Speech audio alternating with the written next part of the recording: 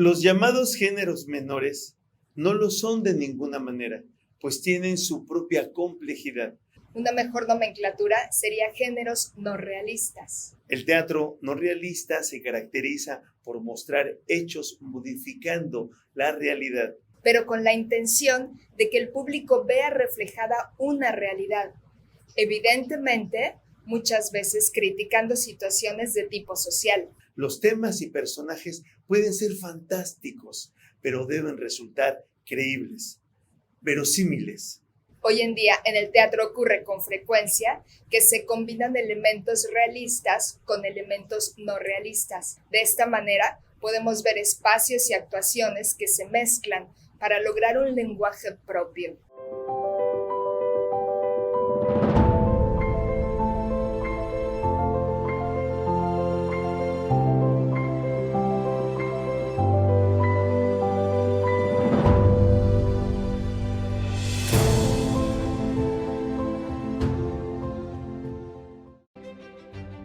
La farsa. La farsa es una crítica rabiosa, una visión audaz de la realidad, una forma distinta de racionalizar. Responde a una necesidad apremiante de huir de la colectividad, de romper con las dinámicas que ésta crea, de salirse de los cánones establecidos. En ocasiones los creadores llegan a un punto en que precisan de una realidad que no se parezca a la que ven. Entonces idean otros ambientes, otros colores y formas, incluso otro tipo de actuación. El mundo se deconstruye para dar paso a uno diferente, que no necesariamente existe, pero que nos permite contar algo de la realidad que vivimos desde un punto de vista alternativo. Es muy común que la farsa se use para hacer reír y por eso que se confundan con la comedia. Pero la farsa es mucho más que algo chistoso, es más bien un acto rebelde de sublevación. Un buen ejemplo de farsa es Esperando a Godot, de Samuel Beckett, en la que dos personajes esperan a un tercero por un largo periodo de tiempo sin que éste llegue jamás.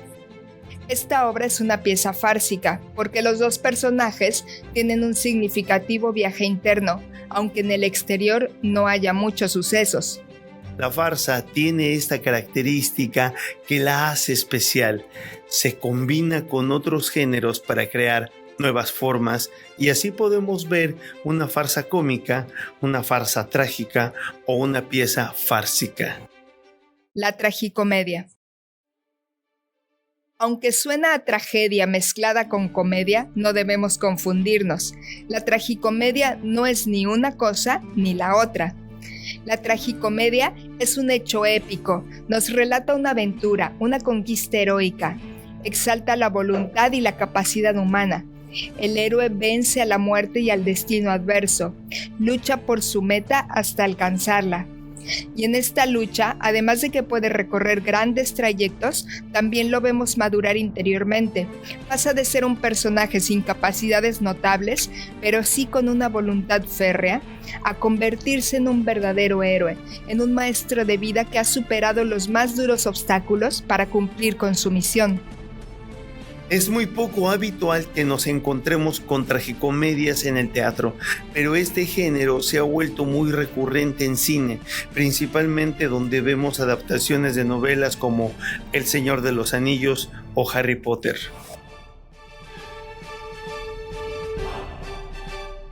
Obra didáctica.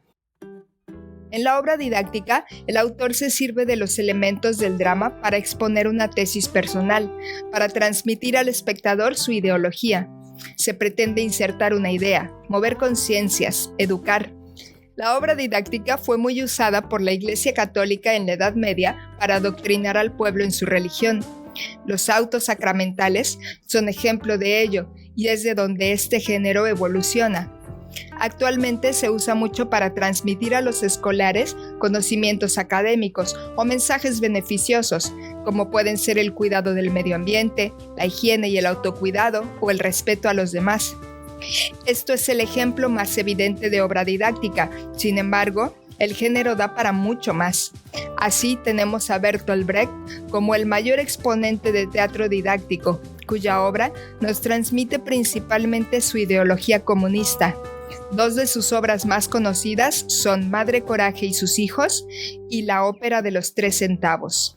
Los creadores exponen sus tesis, plantean su ideología, pero es el espectador a quien le toca decidir si comulga o no con las ideas que le son presentadas. Al final, quien tiene la última palabra es el público. El teatro contemporáneo. Después de la Segunda Guerra Mundial y ante el horror de lo vivido, los creadores necesitan renovar su lenguaje. Directores como Antonin Artaud, Tadeusz Kantor, Jerzy Grotowski y Eugenio Barba exploran una nueva estética. Ya no solo nos cuentan historias, sino que profundizan en crear emociones y experiencias que reflejen los horrores que puede provocar el ser humano en el ser humano. Rodolfo Obregón les llama las utopías aplazadas, pues en su momento fueron llamadas las vanguardias, pero con el tiempo se han convertido en el punto de partida del teatro actual. Con la llegada del cine, el teatro tuvo que reinventarse. El realismo como tal es llevado a una máxima expresión con la posibilidad de filmar en la montaña o un incendio. El espectador ya no se conforma con una habitación realista en el escenario ni con la montaña pintada en el telón.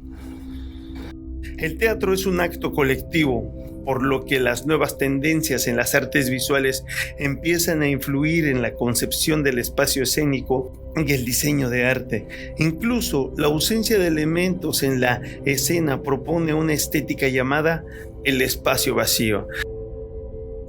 Se empieza a explorar la acción por la acción, usando el texto como un pretexto o despreciándolo definitivamente, y enfocándose solo en acciones para expresar las emociones.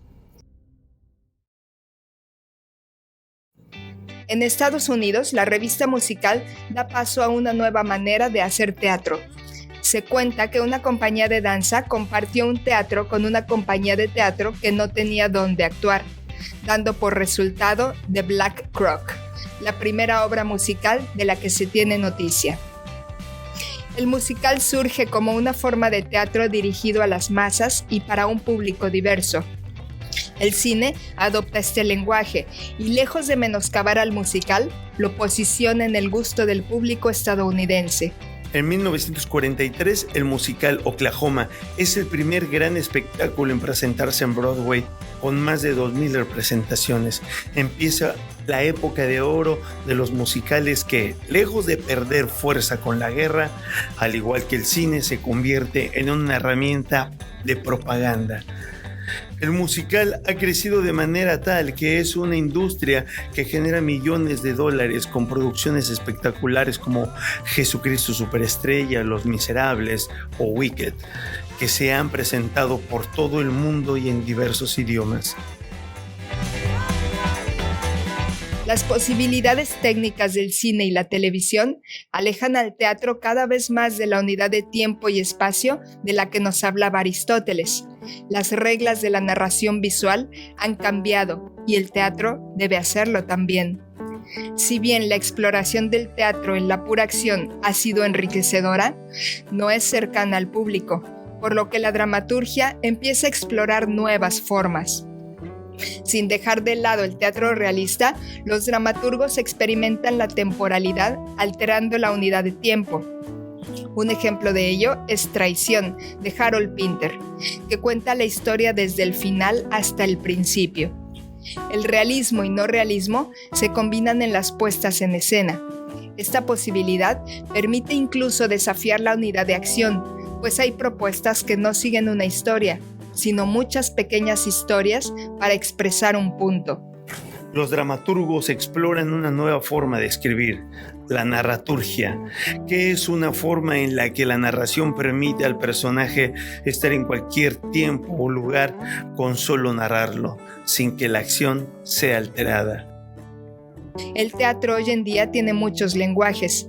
La posibilidad de información que brinda el Internet le impulsa a crear nuevas formas de comunicarse con el espectador. Formas como el postdrama aún son exploradas en una búsqueda por darle autenticidad al teatro lejos de medios comerciales. A lo largo de la historia, el teatro ha cambiado sus motivaciones, reglas o formas, desde el ritual para la buena suerte hasta la religión como agradecimiento a la fertilidad. Ha pasado por momentos traumáticos y dolorosos como guerras, pestes y persecución. Los teatristas han sido tachados de menesterosos y rebeldes, pero aún así, el teatro ha sobrevivido. ¿Y por qué? Porque el teatro nace de la necesidad de interactuar con el otro. Sin espectador no existe el teatro. Es un acto puramente humano porque necesita la reunión de los corazones para latir al unísono con una emoción, la que nos brindarán los personajes en el mismo tiempo y espacio en el que los vemos vivir.